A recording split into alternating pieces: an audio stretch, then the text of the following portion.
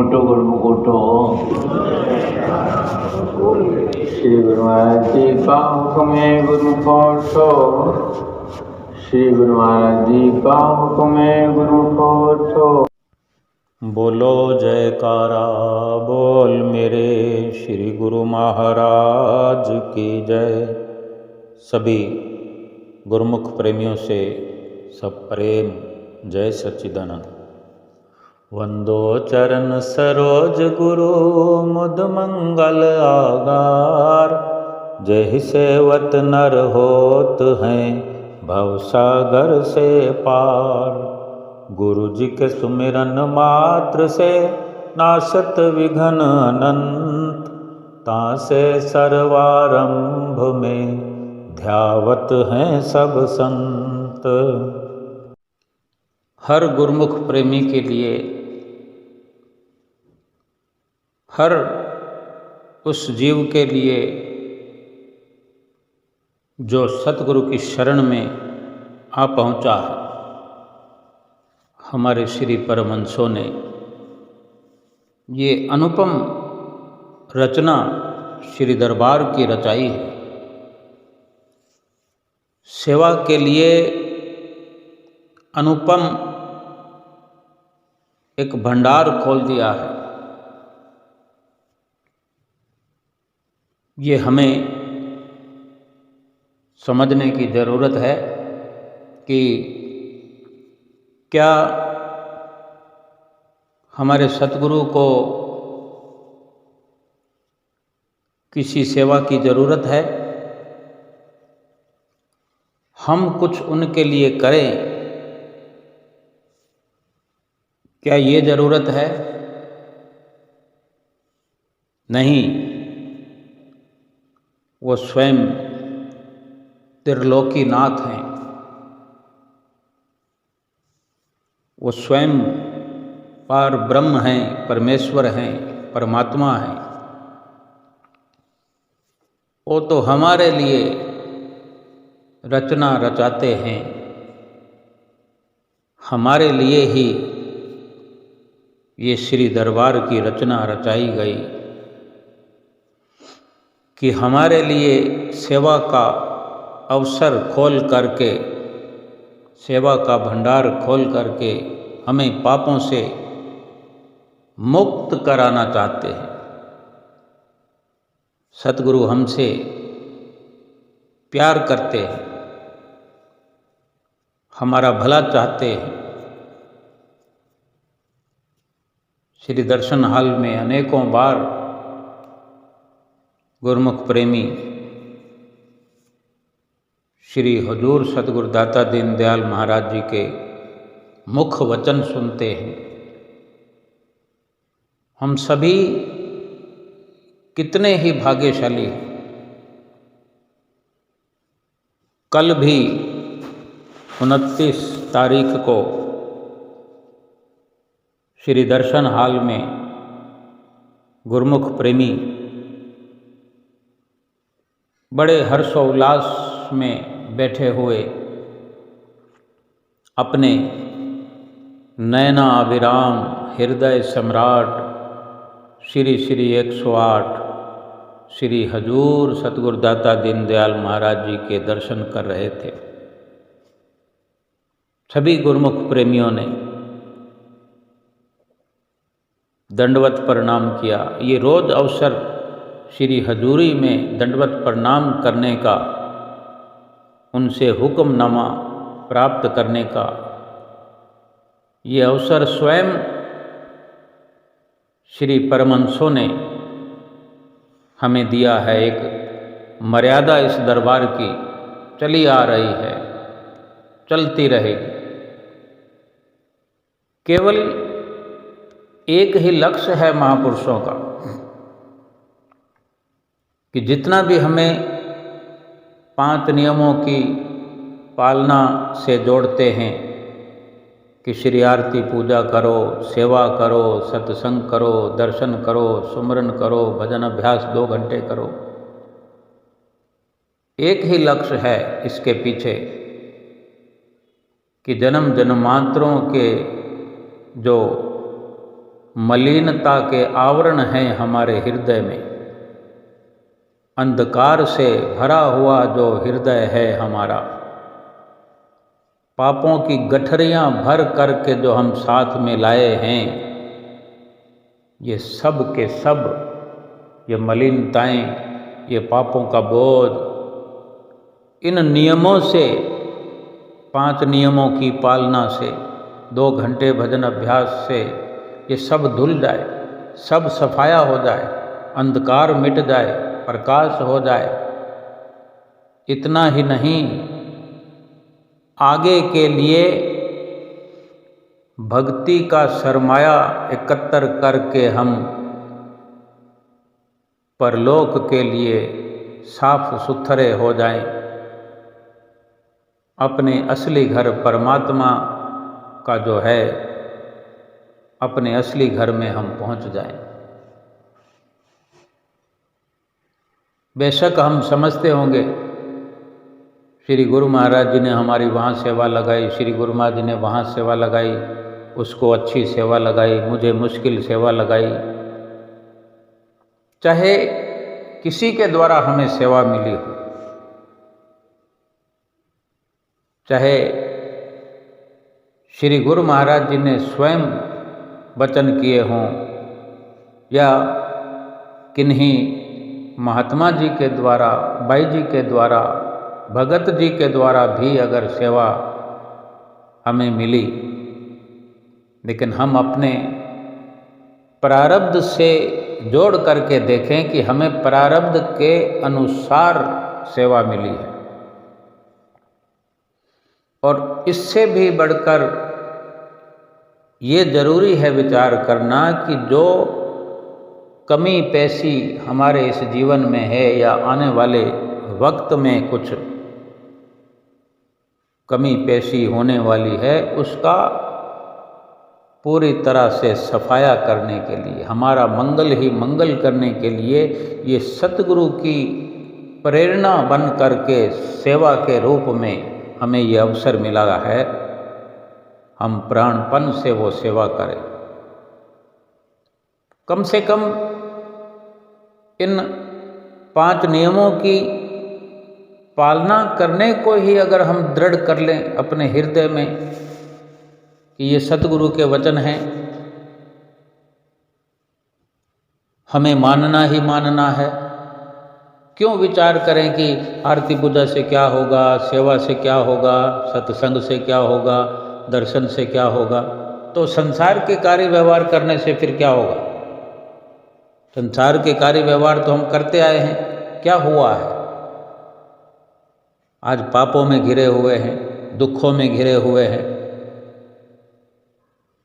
कबीर साहब जी के वचन है कि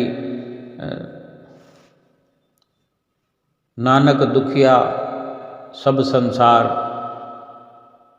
सो सुखिया जिस नाम आधार। श्री दर्शन हाल में भी कल 29 तारीख को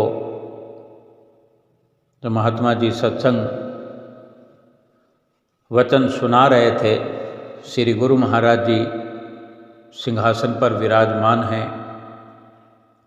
हमेशा की तरह सभी गुरुमुख प्रेमी दर्शनों का लाभ प्राप्त कर रहे थे।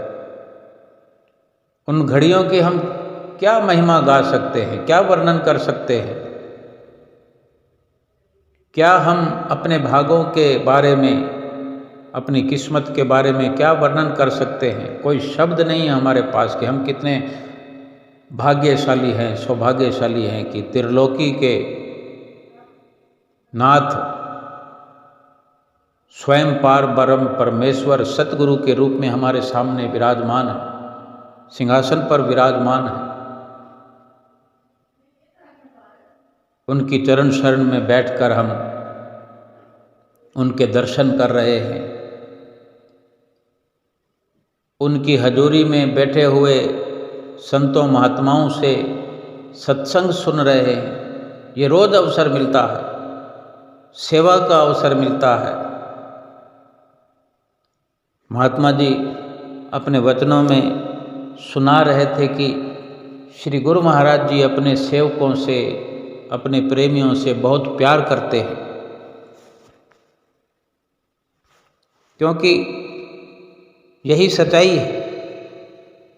केवल हमारी भलाई के लिए ही रात दिन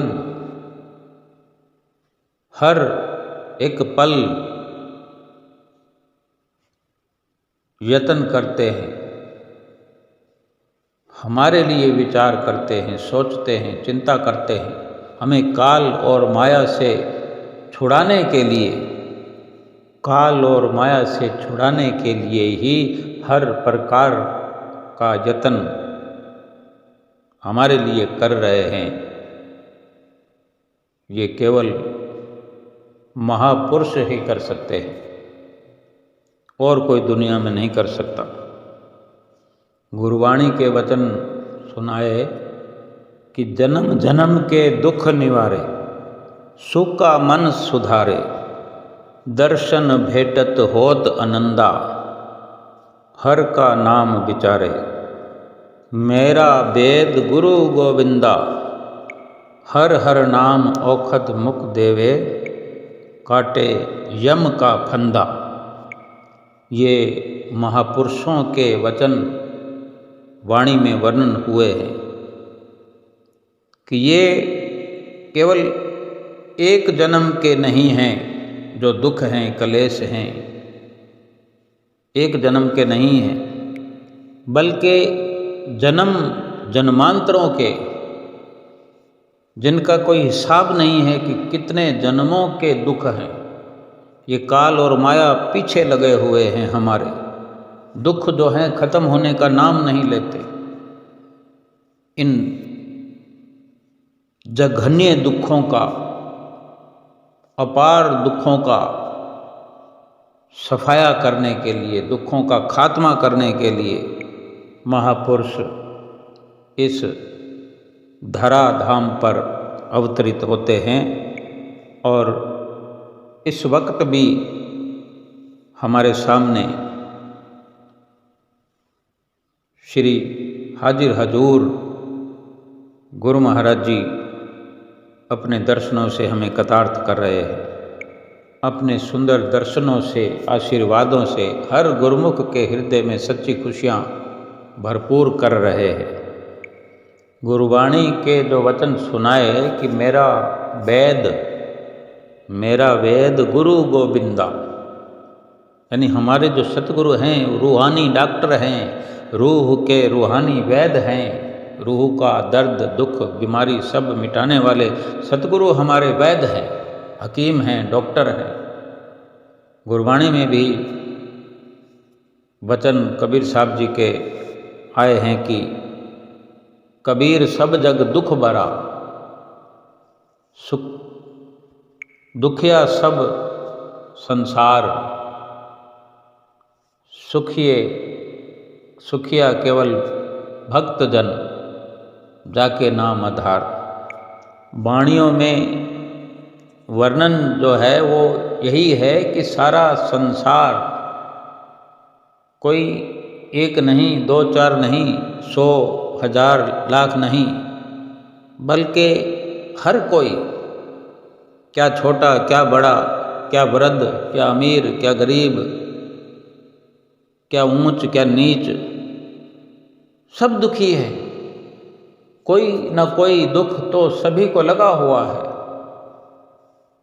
लेकिन सुखी केवल गुरुमुख जन है।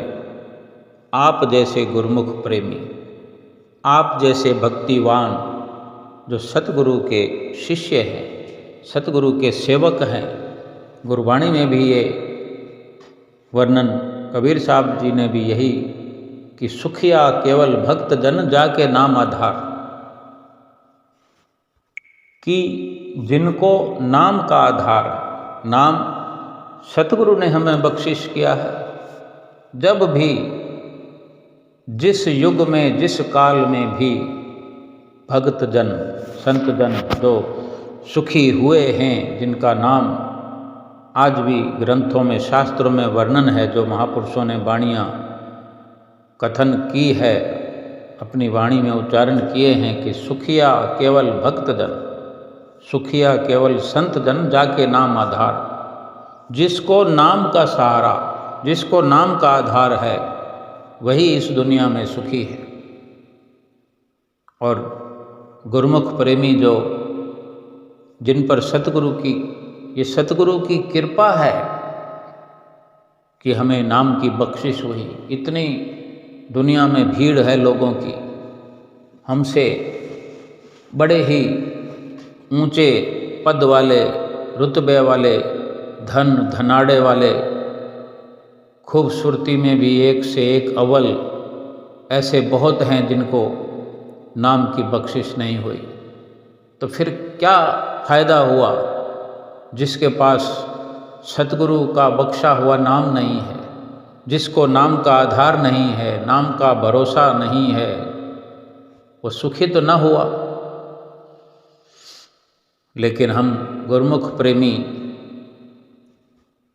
जिन पर सतगुरु की कृपा हर वक्त बरसती है, और जब इस प्रकार हुजूरी में, श्री दर्शन हाल में, श्री गुरु महाराज जी की हुजूरी में सत्संग होता है और बार बार ये वचन गुरुमुख के बारे में उच्चारण होते हैं कि जो गुरुमुख प्रेमी अपने सतगुरु के वचनों पर चलते हैं, वही सदा सुखी जीवन व्यतीत करते हैं, सदा सुखी रहते हैं। कोई भी दुख कलेश गुरुमुख प्रेमियों के जीवन में, जो सतगुरु के वचनों की पालना करते हैं, उनके जीवन में नहीं कोई दुख कलेश आता। श्री परमहंस अवतार श्री पंचम पातशाही गुरु महाराज जी की एक छोटी सी लीला का वर्णन किया कि एक बार श्री पंचम पातशाही गुरु महाराज जी आनंदपुर में ही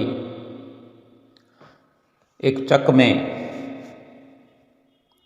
जहाँ फसल हुआ करती है, खेती बाड़ी हुआ करती है, अनेक चक हैं श्री आनंदपुर के आसपास, जिनको आनंदपुर की श्रेणी में ही माना जाता है। तो वहाँ श्री गुरु महाराज जी ने कृपा फरमाई। जैसे श्री हुजूर गुरु महाराज जी छठी पातशाही जी समय समय पर अपनी मौज के अनुसार जाया करते हैं,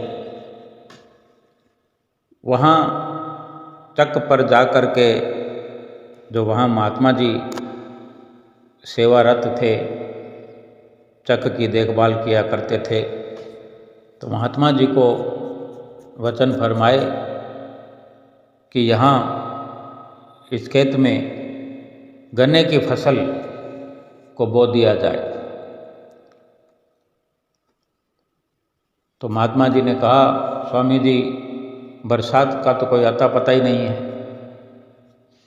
यानी उस वक़्त दूर दूर तक बरसात का कोई हिसाब किताब नहीं था। तो महात्मा जी ने विनती कर दी। तो श्री गुरु महाराज जी ने महात्मा जी को कहा कि आप हमारे साथ आनंदपुर चलो। उन्हें साथ आनंदपुर में लेकर आ गए और उनकी जगह एक और महात्मा जी को उस चक पर नियुक्त किया उनकी जगह, और उनको वचन फरमाए वही कि यहाँ गन्ने की फसल की बुआई करो, गन्ना बीज दो, गन्ने की बुआई कर दो। तो महात्मा जी ने सतवचन कर दिया। नहीं कुछ कहा कि बरसात होने वाली है कि नहीं होने वाली है, क्या फ़ायदा, गन्ने की फसल होगी कि नहीं होगी, कुछ नहीं कहा। सतवचन, जी हजूरी। और इस प्रकार फिर जो काम करने वाले खेतों में लेबर वगैरह जो भी साधन करना था शुरुआत कर दी। कोई संशय नहीं मन में, बस एक ही लक्ष्य कि श्री गुरु महाराज जी ने वचन जो किए हैं हमने वो मानने हैं, हमारी सेवा है, जैसा भी फरमान हो हमने तो अपने सतगुरु का हुक्म मानना है। बस यही लक्ष्य लेकर के बिना कुछ सोचे जैसे गुरु महिमा में कथन है कि सत असत विचार न कीजिए, गुरु को कथन मान सब लीजिए। बस हमने मानना है, बाकी श्री गुरु महाराज जी जाने। तो लेबर को भी जैसे महात्मा जी ने कहा भी पूरी तैयारी करो और 1 सप्ताह के अंदर अंदर गन्ने की फसल की बुआई कर दो। तो उसमें भी महात्मा जी को भी वो सलाह देने लगे कि महाराज, महात्मा जी बरसात के बिना कैसे बुआई करेंगे। तो महात्मा जी ने कहा तुम चिंता मत करो, तुम्हें काम करना है, तुम्हें तुम्हारा पैसा मेहनताना तुम्हें पूरा ही मिलेगा। सफलता या विफलता, बरसात पानी, ये सोचना आपका काम नहीं। हमें हुक्म हुआ है, हमने 1 सप्ताह में गन्ने की बुआई करनी है। सभी तैयारी हो गई, गन्ने की फसल को बीज दिया गया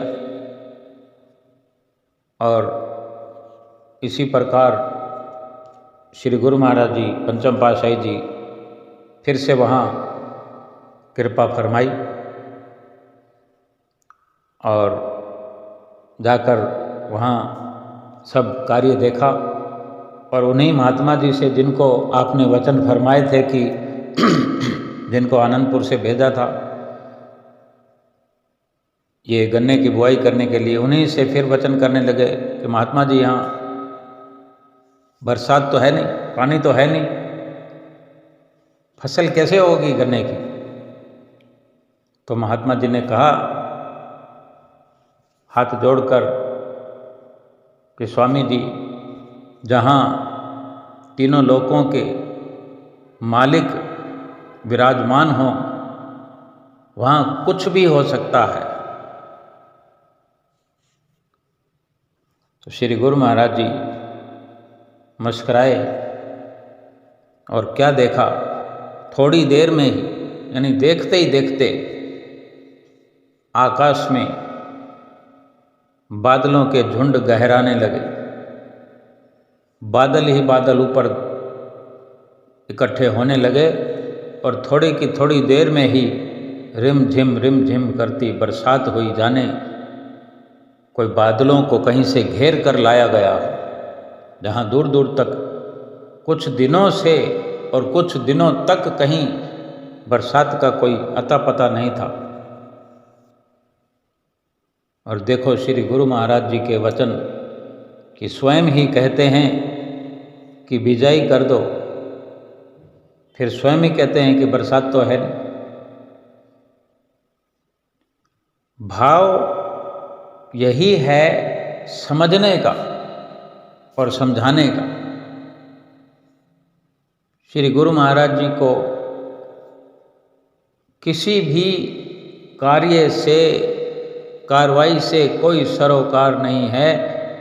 केवल हम गुरुमुख प्रेमियों के जीवन में खुशहाली लाना, भक्ति का पाठ पढ़ाना, परमपिता परमेश्वर की मौज को समझाना और हम समझ पाएं, इसके लिए अनेकों जतन करते हैं, उदाहरण देते हैं और ये नई नई लीलाएं रचाते हैं।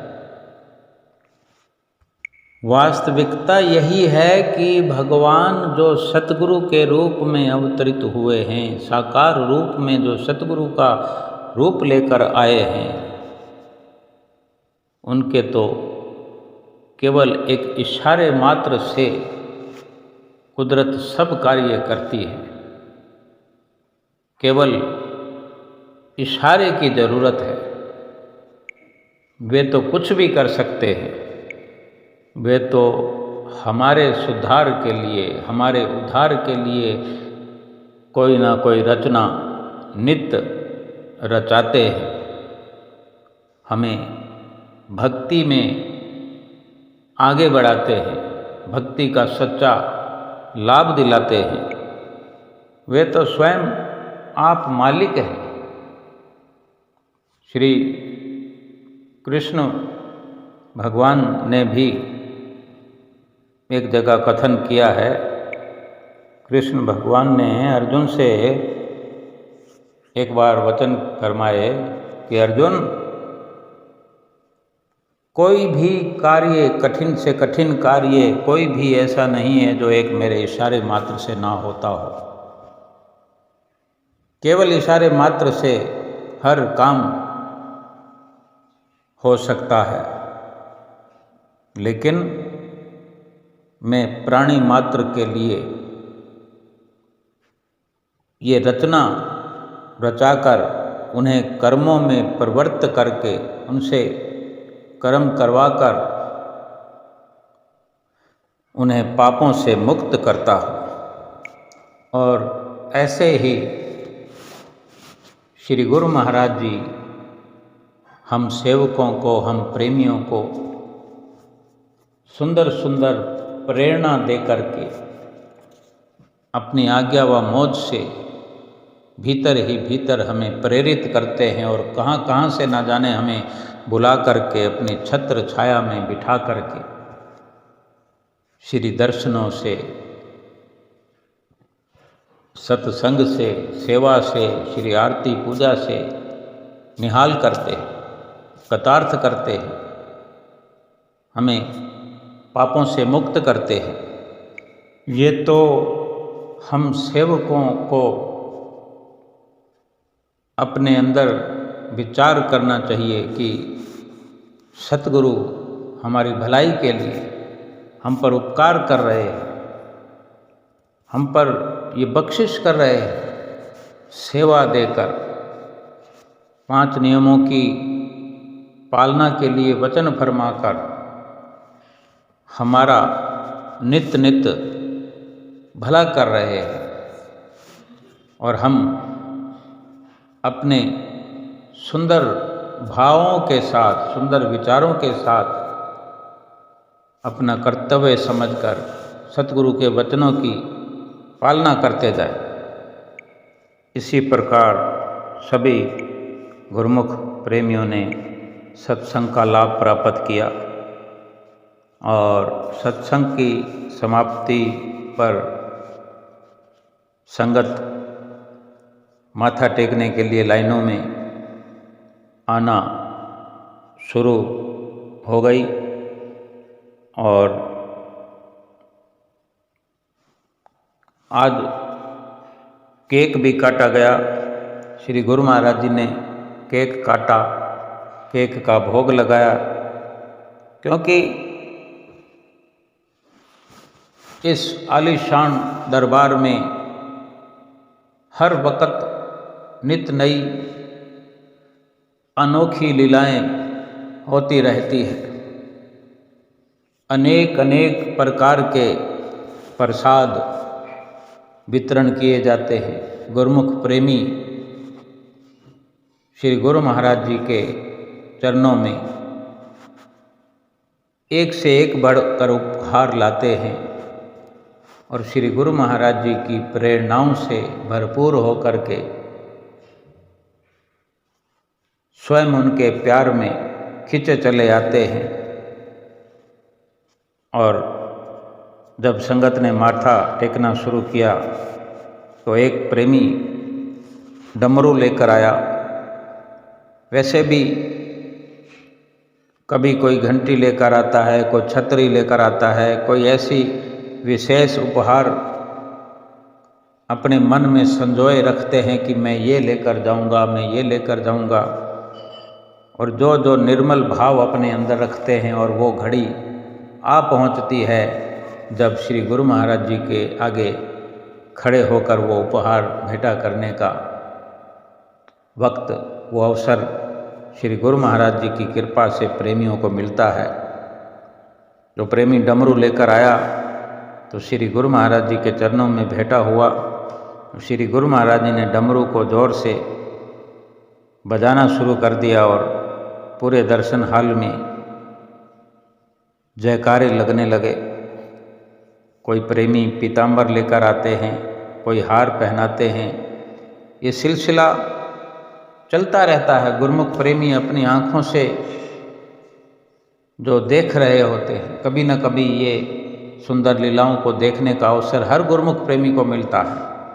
चाहे आज कोई लंदन में है, कोई अमेरिका में है, कोई कनाडा में है, कोई टोरंटो में है, कोई ऑस्ट्रेलिया में है, जाने कहाँ कहाँ, चाहे पाकिस्तान में है, हिंदुस्तान में है, पंजाब में हो, हिमाचल में हो, महाराष्ट्र में हो, उत्तर प्रदेश में हो, राजस्थान में हो, गुजरात में हो, कहाँ कहाँ गुरुमुख प्रेमी नहीं है। सभी को ये अवसर कभी न कभी मिलते ही हैं। जो आज श्री दर्शन हाल में गुरुमुख प्रेमी ने डमरू दिया तो श्री गुरु महाराज ने डमरू बजाया, सबको हंसाया, कोई टेडी बियर लेके आया, कोई घंटी लेकर आया। श्री गुरु महाराज जी ने सबको खूब बारंबार आशीर्वाद दिया और आखिर में जब सब संगत ने मत्था टेक लिया तो नाचने वाला भजन शुरू हुआ। वो भजन के बोल ये बोले जा रहे थे, जय गुरांदी बोलो सारे, जय गुरांदी बोलो। जैसे श्री गुरु महाराज जी ने ये भजन सुनकर उधर देखा तो श्री गुरु महाराज जी ने लीला करते हुए अपना एक कर कमल उठाकर सबकी तरफ इशारा करते हुए फरमाया कि जय गुरांदी बोलो सारे। यानी इधर भजन बोलता हुआ देखा और सारी संगत को अपने एक कर कमल को उठाकर इशारा किया और फिर सारे प्रेमियों ने हाथ ऊपर करते हुए जोर जोर से तालियां बजाते हुए जयकारे बुलाए। खूब गुरुमुख प्रेमियों ने आनंद प्राप्त किया। श्री गुरु महाराज जी खूब मुस्कुराए। कितना आलीशान ये नज़ारा गुरुमुख प्रेमी देख रहे थे। कभी केक कटता हुआ देखते हैं गुरुमुख प्रेमी, भोग लगता हुए देखते हैं, कभी डमरू बजता हुआ, कभी घंटी बजती हुई, और जब इशारा करते हुए तो सारे गुरुमुख प्रेमी जोर जोर से तालियां बजाने लगे, जयकारे लगाने लगे। और सिंध पाकिस्तान से भी कोई 200 के करीब वहाँ के गुरुमुख प्रेमी श्री आनंदपुर धाम में दर्शन करने के लिए आए हुए हैं। जिस पर श्री गुरु महाराज जी की कृपा हो जाए, जिसको भी श्री गुरु महाराज जी अपनी दयालुता से निहाल कर दें, वो सतगुरु के प्रेम में खींचे चले आते हैं अपने सतगुरु का दर्शन पाने के लिए, अपने सतगुरु से मिल करके, अपने सतगुरु का दर्शन पा करके निहाल हो जाते हैं। सिर्फ ये विचार करना होता है, ये समझना होता है। शांति वचन भंडार में भी वचन है कि जैसे एक मनी ऑर्डर जो देने आता है, पोस्टमैन कोई मनी ऑर्डर लेके आता है, तो जिसको वो मनी ऑर्डर का पैसा देता है तो वो तो यही भाव रखता है कि भाई यही भाव रखना भी चाहिए कि मैंने किसी को पैसे देकर एहसान नहीं किया, कि मैं तो एक स्थान से लाया हूँ और दूसरे स्थान पर पहुँचाया हूँ। ये छोटे से 2 लाइनों के शब्द हैं कि मैंने तो उधर से लिया और इधर दे दिया, इसमें मेरा एहसान क्या है। और यही समझने का भाव है कि हम सतगुरु के चरणों में कुछ भेंटा करते हैं, क्या सतगुरु की आज्ञा की पालना करते हैं, तो इसमें हमारी बड़ाई क्या है। हमें भी जो प्रभु ने दिया है, ये शरीर प्रभु का दिया हुआ है, ये श्वास प्रभु के दिए हुए हैं, तन मन धन सब कुछ प्रभु का है। अगर प्रभु के चरणों में लग जाए, सतगुरु के चरणों में लग जाए तो बिल्कुल भी अहम नहीं होना चाहिए कि मैंने कुछ किया, कोई भी गुमान नहीं होना चाहिए। हम भला क्या दे सकते हैं? सतगुरु जो हमें दे रहे हैं, जो हमारे लिए कर रहे हैं, उसके मुकाबले हम क्या दे सकते हैं? सब सतगुरु की कृपा है। हम तो सतगुरु के द्वार के भिक्षुक हैं। हम किसी को क्या दे सकते हैं? इसलिए संसार की वस्तुएं इकट्ठी करने के बजाय, संसार की ये नश्वर वस्तुएं इकट्ठी करने के बजाय इनका सदुपयोग करें। चाहे वो संसार के सामान हो, चाहे इस शरीर का सदुपयोग जैसे हम कर सकते हैं शारीरिक सेवा के द्वारा, श्वासों के द्वारा, अपने विचारों के द्वारा, धन के द्वारा, तन मन धन, किसी भी प्रयास से, किसी भी प्रकार से सतगुरु के वचनों की पालना हो जाए तो सदुपयोग हो गया। अगर ये श्वास हम सुमरन में न लगाएं, शरीर सेवा में न लगाएं, मन सेवा में, दर्शन में, सुमरन में न लगाएं, और ये रुपया पैसा भी अगर परमार्थ में न लगाएं, तो क्या बचा पाएंगे किसी एक को? क्या धन हम बचा करके साथ ले जाएंगे, या शरीर को हम बचा लेंगे, या मन को रख पाएंगे? तन मन धन कुछ भी तो नहीं रहने वाला है। लेकिन सदुपयोग हो गया श्वासों का। कितने ढेरों के ढेर श्वास हम रोज के रोज लेते हैं। श्वास आते हैं, जाते हैं, खर्च होते हैं, लेकिन कहाँ? संसार और संसार की झिलमिल में, संसार की झूठी माया में अगर श्वास हमारे खर्च हो रहे हैं तो ये सदुपयोग नहीं है, ये तो दुरुपयोग है।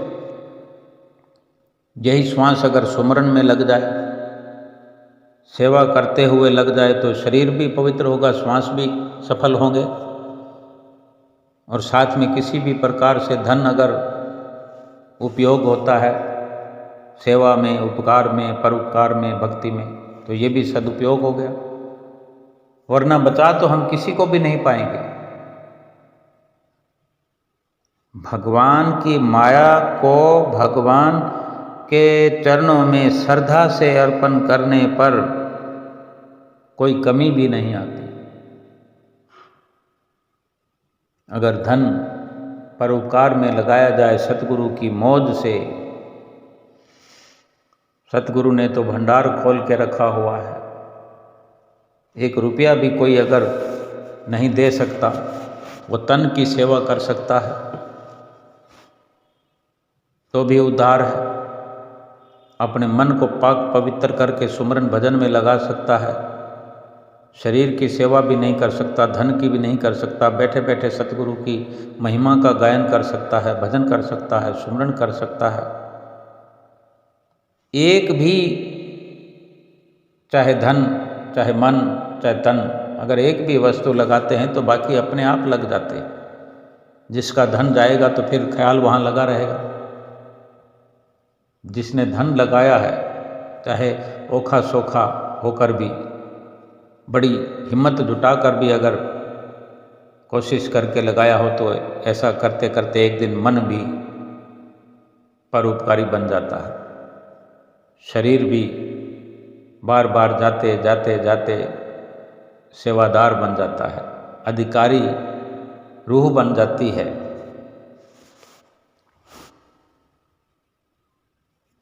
और इस प्रकार की ना तो विचारधारा अपनी बनाएं, ना ऐसी सोच बनाएं, ना ऐसा कोई कार्य करें जो सतगुरु को अच्छा ना लगे।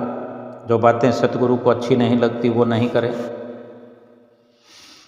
क्योंकि सतगुरु जो हैं सर्वव्यापक हैं, सर्वव्यापी हैं। हमारे श्री सतगुरुदेव महाराज जी सब कुछ वो देख रहे हैं, सब कुछ सुन रहे हैं। और यही जान करके हम अपना हर पल का कार्य व्यवहार करें, हर श्वास को लेखे लगाएं, ये जान कर कि मेरे सतगुरु सब जानते हैं। चाबी बिना न ताला खुलता, बिना गुरु मिले न नाम। शब्द कमाई बिना न मिलता, हमको सचखंड धाम। और ये श्री गुरु महाराज जी हमें 5 नियमों की पालना के लिए जो रोज चिताते हैं, ये सचखंड पहुंचने के लिए ये शब्द की कमाई के बिना दरगाह में जगह नहीं मिलेगी। आज अगर हम सतगुरु से पहचान नहीं करेंगे, सतगुरु से मुलाकात नहीं करेंगे, सतगुरु के वचनों की पालना नहीं करेंगे, तो फिर आगे जाना तो फिर प्रभु के द्वार पर है, प्रभु के दरबार में जाना है। इस दुनिया को छोड़कर अगर उनसे पहचान आज नहीं करेंगे तो फिर आगे कैसे पहचान करेंगे? और पहचान नहीं करी होगी तो कौन दरबार में घुसने देगा? कहते हैं ना, वर्णन है वाणी में कि चलन चलन सब कोई कहे, मुझे अंधेसा और सतगुरु से परिचय नहीं तो पहुँचेंगे कहीं ठोर। जब सतगुरु से यहाँ पहचान नहीं की,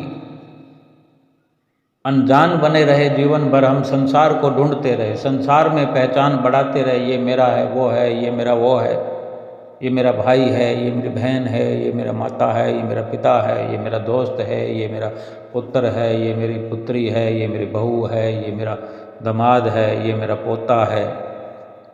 क्या रावण के पास इन सब की कमी थी? रावण के पास पौत्र पोत्रों की कमी थी, ढेर लगा हुआ था रिश्तों का, और ये माल खजानों की कोई कमी थी? भंडार भरे थे, तो सोने की लंका थी। 1 लाख पूत 1.25 लाख नाती, 30 रावण के घर दिया न बाती। इतना बड़ा परिवार, सोने की लंका। हम तो 2, 4, 5 तोला सोना शादी में बनवा करके डालते हैं। बेटी की शादी हो, बेटे की शादी हो, 5 कम है तो 10 कर देंगे, 15 कर देंगे, 25 कर देंगे। चलो कोई 100 तोला भी डाल देगा, हम किसी के लिए फिक्स थोड़ी कर सकते हैं। लेकिन रावण जैसी हस्ती किसकी है?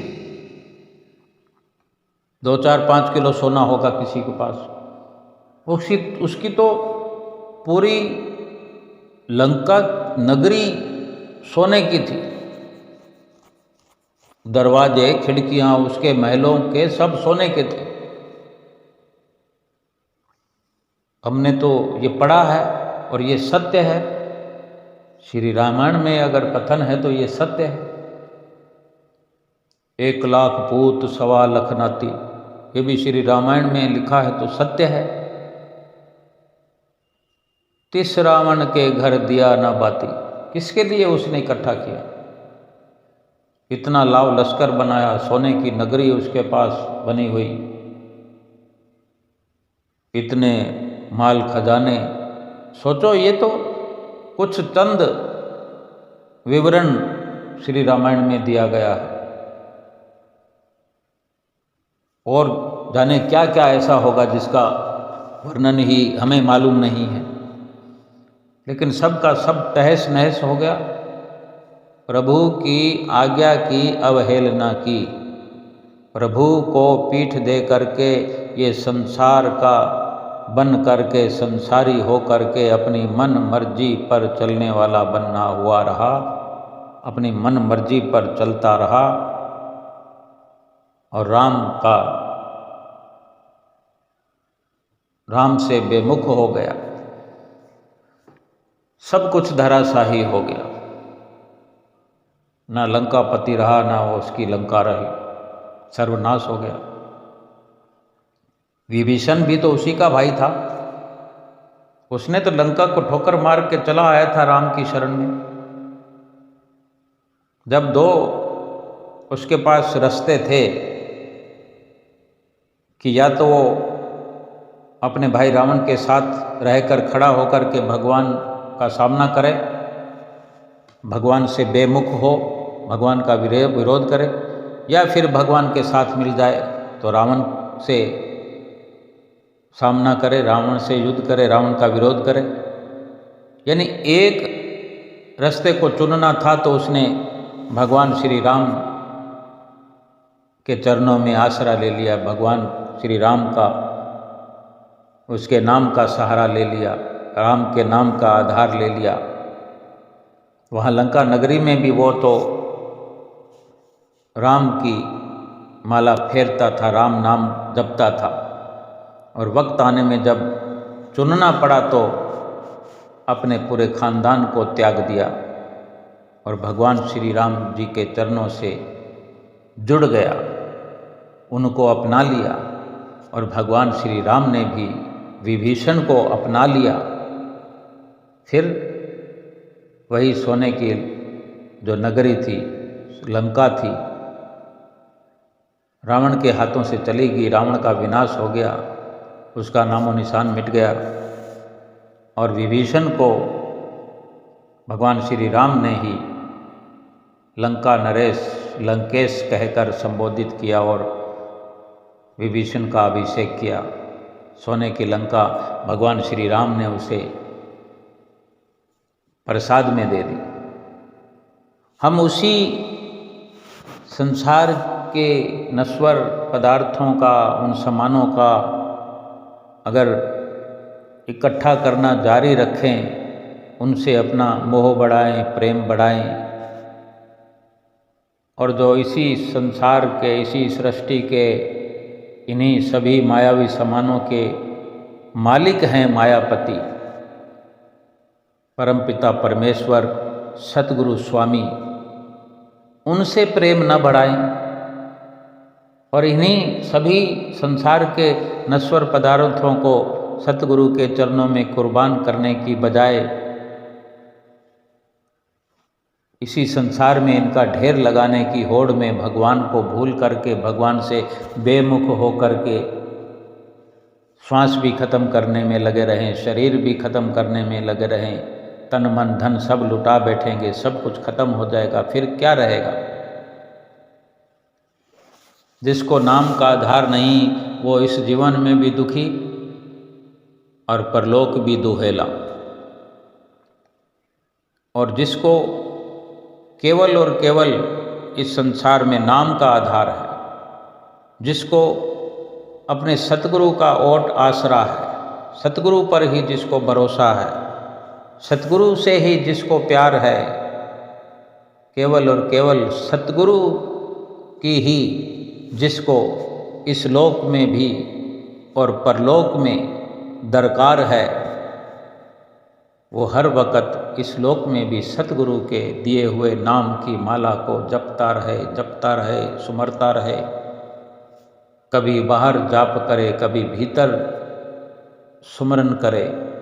इसी प्रकार सुमरन करते करते करते सतगुरु का दिया नाम जपते जपते ये लोक भी संवरता चला जाएगा, ये लोक सुखरूप हो जाएगा। इस लोक में भी सच्ची खुशियाँ अपने हृदय में हर प्रेमी गुरुमुख भरता जाएगा और परलोक भी अपना सुहेला कर जाएगा। इसी प्रकार श्री दर्शन हाल की सुंदर सुंदर लीलाओं का गुरुमुख प्रेमियों ने लाभ प्राप्त किया। श्री गुरु महाराज जी सबको आशीर्वाद प्रदान करते हुए, सबको लीलाओं से भरपूर करते हुए, मुस्कुराते हुए आशीर्वाद देते हुए बड़े गुरुमुख प्रेमी ऊंचे ऊंचे हाथ करके, हाथ जोड़ करके श्री गुरु महाराज जी की ओर जयकारे लगाते हुए जय गुरादी सभी गुरुमुख बोल रहे थे। और श्री गुरु महाराज जी सबको आशीर्वाद प्रदान करते हुए फिर अंदर की ओर प्रस्थान किया। और गुरुमुख प्रेमी भी इसी प्रकार आनंद प्राप्त करते हुए श्री दर्शन हाल से बाहर की ओर प्रस्थान करने लगे।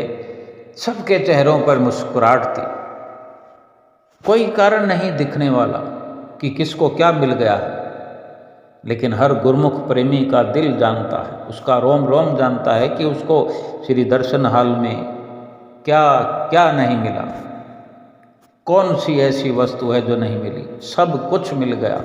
कोई तमन्ना नहीं गुरुमुख प्रेमी की होती उस वक़्त जब श्री दर्शन हाल में ये थोड़े समय का श्री गुरु महाराज जी के चरणों में बैठने का अवसर मिलता है। गुरुमुख प्रेमी निहाल हो जाते हैं आज के दर्शनों की, सत्संग की, श्री गुरु महाराज जी के आशीर्वाद की, सतगुरु के सुंदर सुंदर लीलाओं की।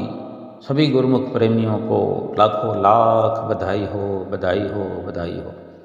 बोलो जयकारा बोल मेरे श्री गुरु महाराज की जय।